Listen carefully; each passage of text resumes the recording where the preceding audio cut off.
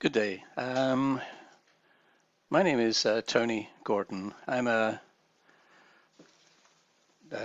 mechanical engineer who does a lot of development work for people who are trying to obtain patents or are trying to take products to market. I need to stress I'm not a production engineer. I take people's ideas and put them into a 3D CAD format so that others can understand their ideas and take them forward for development. This is not production, this is development. Okay, I wanted to walk you through the hemostat project that Mr. Giwa asked me to work on. In essence, what you actually have is a modified straight 6-inch or 150 millimeter hemostat that has a small bulge or a small platform attached to the lower arm and a similar platform attached to the upper arm. What you actually have is a pin that's compressed down and slides down so that the barb on the hook is shielded in such a way that the device can be pushed into the skin or into the jaws of a fish and then released. The pin itself is compressible, and what I wanted to do was to open up that drawing. And you can actually see here the pin is aligned. It has registration grooves on the inside and the outside. The inside groove is obviously to keep the upper and the lower elements intact.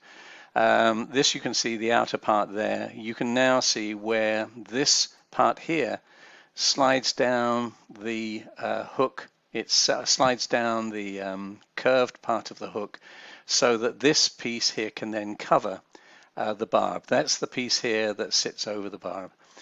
This pin here is 2 millimeters in diameter, so it's relatively small diameter. It could be made smaller. I don't know about the production quality issues that might bring forward. Here is the registration groove that keeps the pin aligned with the let's get rid of the upper arm too. So if we actually look at the pin here is aligned within this little bulge, so it slides up and down. While we're here, you can also see how the hook is actually registered into that groove there, and as this is fed into the hook, that enables the hook to be gripped. And then as the upper arm comes down and closes, the upper arm will obviously grip the hook and simultaneously push this pin downwards. So anyway, that's the basic idea of this particular project.